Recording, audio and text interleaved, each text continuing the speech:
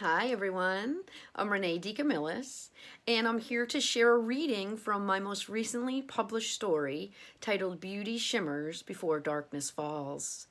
It just came out on October 12th of this year, 2023, in this absolutely gorgeous anthology, Horrors of the Deep, Starling Sea Stories. And I'm going to start right from page 1. I hope you're ready. This is Beauty Shimmers Before Darkness Falls. Here we go.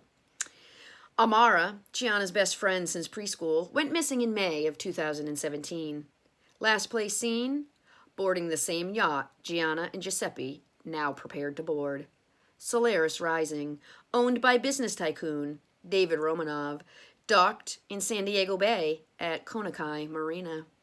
Amara's dream of gracing runways in Milan and Paris, posing for covers of Vogue and Vanity Fair, led her straight into the arms of the world's elite sex trafficking ring.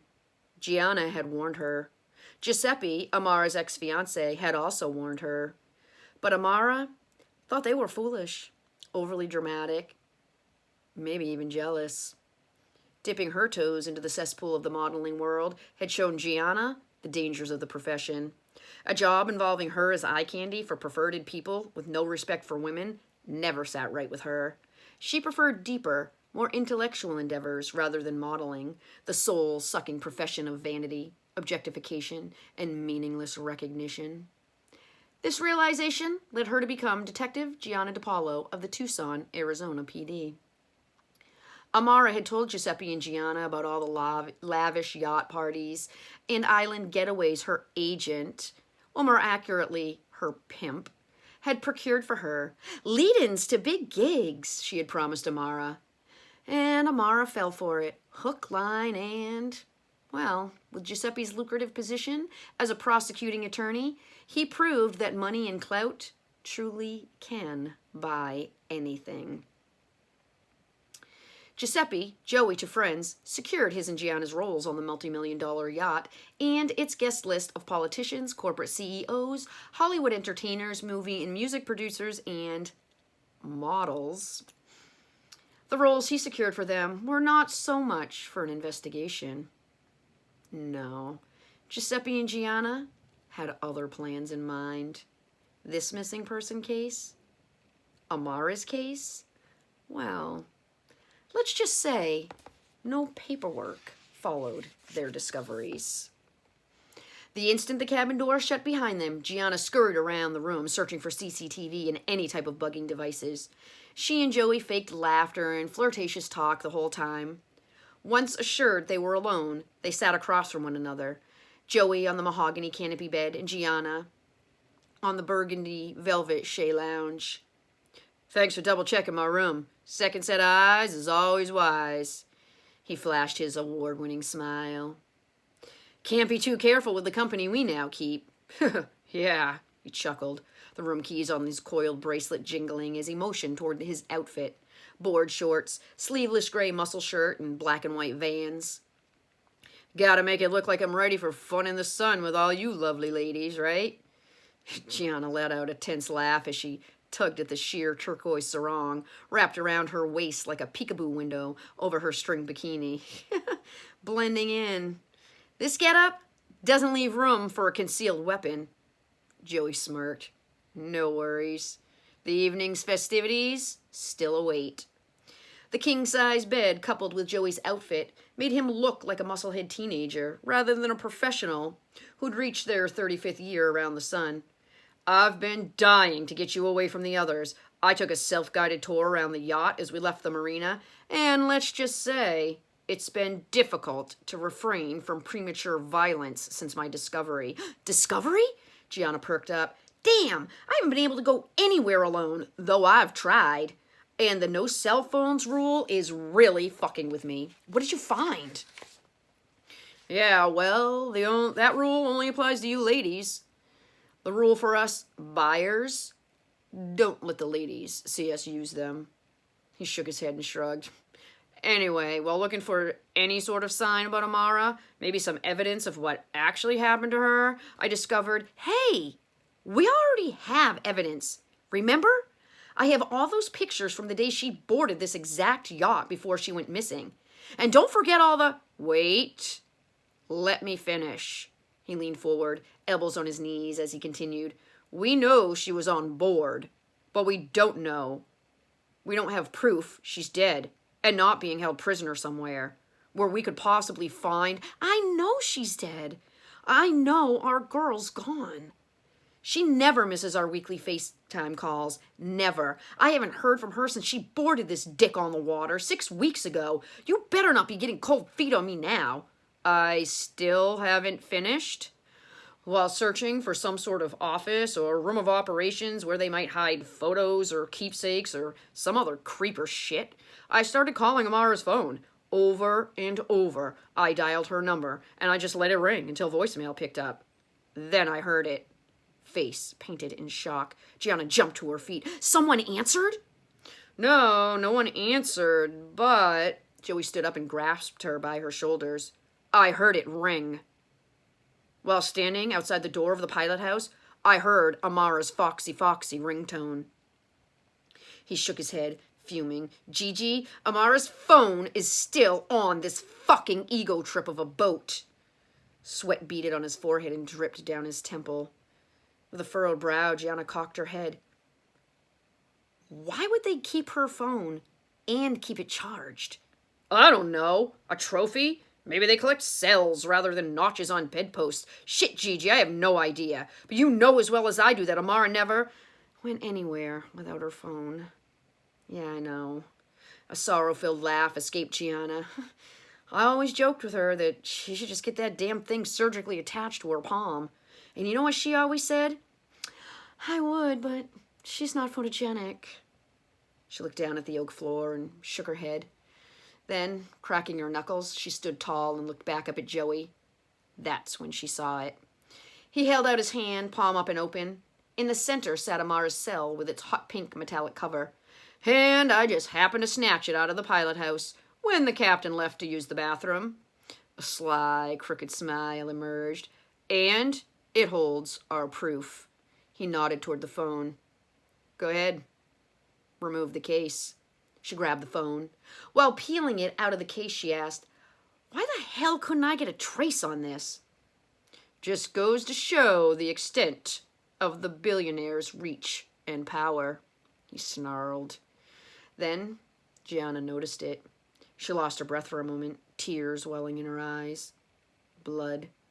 Traces of crusted blood under the grooves of the case's edges, as well as a dried blood smear on the backside of the phone. Well, now that circumstantial has no part in this. She wiped her eyes, careful not to smear her makeup, then handed it back. Hide it. She cracked her knuckles again, and a look of determination washed away the sorrow. Let's get this shit show started already before I burst. Her eyes accidentally look out the portholes, where she saw a long stretch of azure ocean. No more shoreline. You're sure your boat buddy knows where to meet us? As accustomed to undercover work as she was, her usual confidence deflated just a bit. It wasn't the strictly off-the-books no-paper-trail job they were undertaking. Born and raised in Arizona, boating had never been her thing. Boats always made her feel claustrophobic, with no escape route.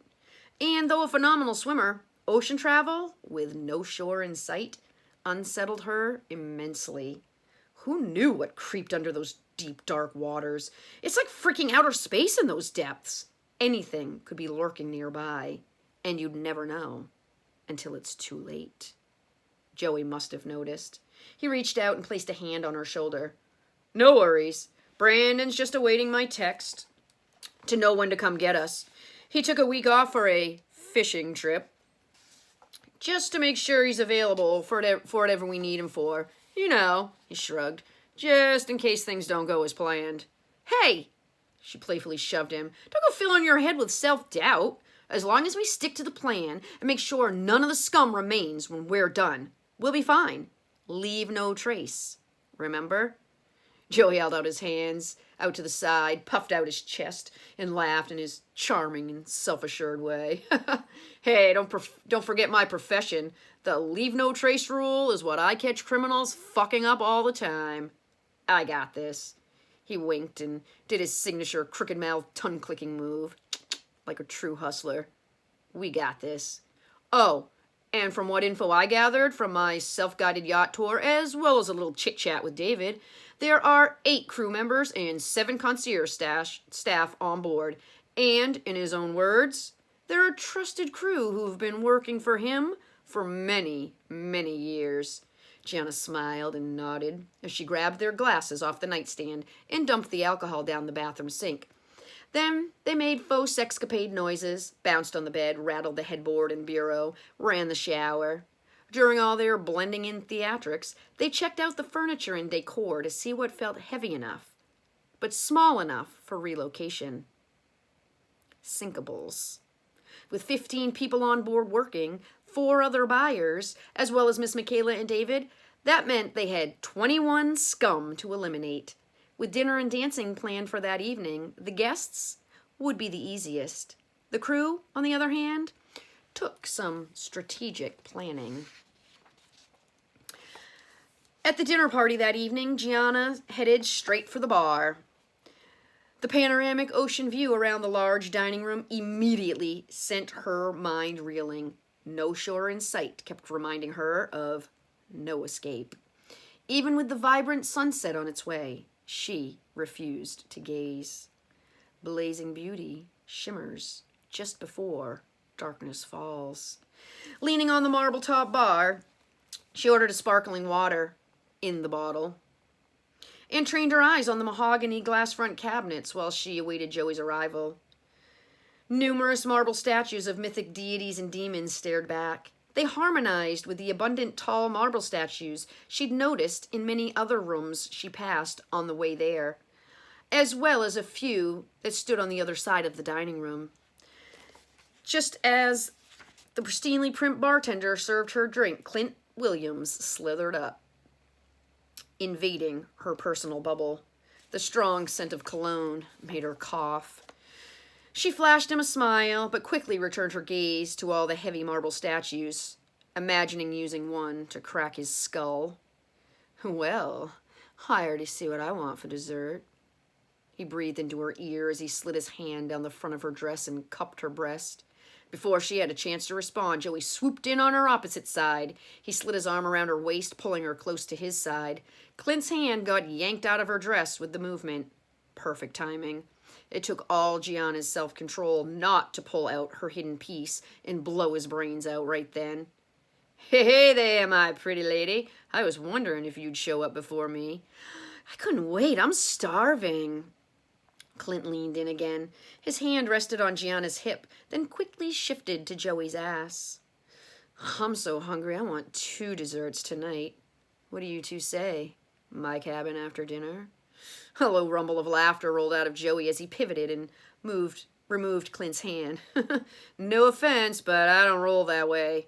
I've only got my eye on this feisty lady right here. No offense taken. Sorry for the intrusion.